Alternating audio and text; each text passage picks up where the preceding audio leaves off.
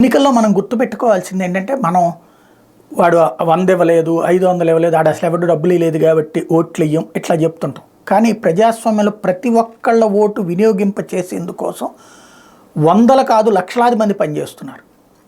డాక్టర్లు, టీచర్లు, లాయర్లు ఇట్లా ఎవరికి తోచినంత పనులు చేస్తారు. ప్రభుత్వ ఉద్యోగులుగా ఉండేటువంటి ప్రతి ఒక్కళ్ళు ఆ టైంలో రెవెన్యూ యంత్రాంగం విడప్పుడు వాళ్ళ దగ్గరికి వెళ్ళి చేతులు కట్టుకుంటాం. కానీ ఎలక్షన్ టైంలో వాళ్ళు వచ్చి మన దగ్గర విధేయంగా ఉంటున్నారు. మన చేత ఓట్లు వేయించేటటువంటి పనిలో బాధ్యతాయుతంగా చేస్తున్నారు.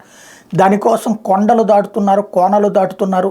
10 మంది ఓటర్లు ఉన్నా సరే అక్కడికి కూడా వెళ్తుంటారు. దానికి సజీవమైనటువంటి సాక్ష్యం ఇది. దేశంలో చూస్తే మణిపూర్లో ఘర్షణల కారణంగా ప్రత్యేక శిబిరాల్లో తలదాచుకుంటున్న వాళ్ళ కోసం ఎన్నికల సంఘం 94 పోలింగ్ బూత్లను ఏర్పాటు చేసింది. పునరావాస శిబిరాల్లో దాదాపు 50,000 మంది ఈ కేంద్రాల్లో ఓటు వేయబోతున్నారు. అట్లాగే మేఘాలయలో పశ్చిమ జైంతియా జిల్లాలోని కాన్సింగ్ గ్రామానికి పోలింగ్ సిబ్బంది లైఫ్ జాకెట్లను ధరించి వెళ్తుంటారు. వాళ్ళకి డైవర్లు సహకరిస్తూ ఉంటారు. ఈ గ్రామ ప్రజలు తమలపాకులు పండిస్తారు. సోలార్ విద్యుత్తే వాళ్ళకి ఆధారం. జిల్లా కేంద్రమైన జోనాయికి 69 కిలోమీటర్ల దూరం ఉండే గ్రామానికి వాహనాలు వెళ్లే అవకాశం లేదు. ఈ గ్రామానికి వెళ్ళాలంటే నాటు పడవలే దిక్కు. భారత్ బంగ్లాదేశ్ సరిహద్దులోని ఈ గ్రామానికి వెళ్ళాలంటే గంట పాటు పడవలో ప్రయాణించాలి. ఇక్కడ 35 మంది ఓటర్లు ఉన్నారు. అందులో 20 మంది పురుషులు, 15 మంది మహిళలు. వాళ్ళ కోసం వెళ్తుంటారు సిబ్బంది. అట్లాగే గిర్ అడవుల్లోని బనేజ్లో ప్రత్యేక పోలింగ్ స్టేషన్ ఎన్నికల సంఘం ఏర్పాటు చేస్తుంది. 2007లో ఇక్కడ పోలింగ్ కేంద్రం ఏర్పాటు చేసినప్పుడు ఒకే ఒక్క ఓటర్ ఉండేవాడు. అక్కడ బనేశ్వర్ మహాదేవ్ శివాలయంలో మహంత్ హరిదాస్ ఉదాసీన్ ఒక్కరే ఉండేవారు. ఆయన ఒక్కరి కోసం స్థానిక అటవీ శాఖ కార్యాలయంలో పోలింగ్ బూత్ని ఏర్పాటు చేసేవారు.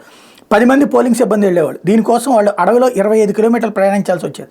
2019లో హరిదాస్ ఉదాసీన్ మరణించారు. అప్పటి నుంచి అక్కడ ఆగింది. ఇకపోతే అరుణాచల్ ప్రదేశ్లోని మాలోగామ్కి సమీపంలోని ఉయాలియాంగ్లో ఒకే ఓటర్ ఉంటారు. ఆమె కోసం ఎన్నికల సిబ్బంది 300 కిలోమీటర్లు ప్రయాణించాల్సి ఉంటుంది. అందులోనూ 39 కిలోమీటర్ల కొండల్లో నడవాలి. చైనా సరిహద్దులో ఈ గ్రామం ఉంటుంది. ఇక్కడ సోకేలా తయ్యాంగ్ అనే 44 ఏళ్ల ఓటర్ ఒక్కళ్ళే ఉంటారు. మిగిలిన వాళ్ళంతా మాలోగామ్లో ఓటేసేందుకు వచ్చినా ఆమె రారు. దీంతో పోలింగ్ సిబ్బంది ఆ గ్రామానికి వెళ్లాల్సి వస్తుంటుంది. అలాగే తూర్పు ఆఫ్రికా నుంచి 14-17 శతాబ్దాల మన దేశానికి వలస వచ్చినటువంటి సిద్ధిల వారసుల కోసం సోమనాథ్ జిల్లాలోని గిర్ అడవుల్లోని తలాల ప్రాంతంలో పోలింగ్ కేంద్రాలు ఏర్పాటవుతాయి. ఇక్కడ 3,500 మంది ఓటర్లు ఉన్నారు. 17వ శతాబ్దంలో సిద్ధిలు మురుద్లోని జంజీరా ద్వీపాన్ని ప్రారంభించారు. మహారాష్ట్రలోని రాయగఢ్ జిల్లా, గుజరాత్లోని జఫ్రాబాద్, కరియావాడ్ ప్రాంతాలు వాళ్ళ ఆధీనంలో ఉండేవి. జంబూర్ ప్రాంతంలో సిద్ధిలు అధికంగా ఉండేవాడు. 2022 గుజరాత్ అసెంబ్లీ ఎన్నికల సందర్భంగా వాళ్ళ కోసం ప్రత్యేక పోలింగ్ కేంద్రాలు ఏర్పాటు చేశారు. ఆ ఎన్నికల్లో సిద్ధిలు స్వతంత్ర అభ్యర్థిని రంగంలోకి దించారు. గుజరాత్కి అత్యంత పొడవైన 1600 కిలోమీటర్ల తీర ప్రాంతం ఉంది. ఇక్కడ ఉండే పలు దీవుల్లో పోలింగ్ కేంద్రాలు ఏర్పాటవుతాయి.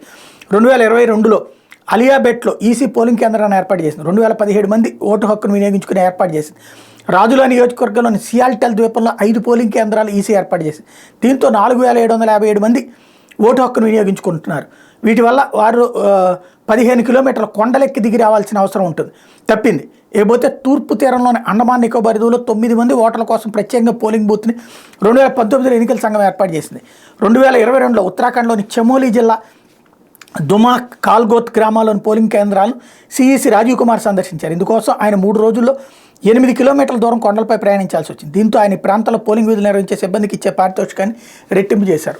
ప్రజాస్వామ్యాన్ని కాపాడటం కోసం ఇంత పెద్ద ప్రయత్నం ఉంటుందని ఎంతమందికి తెలుసు?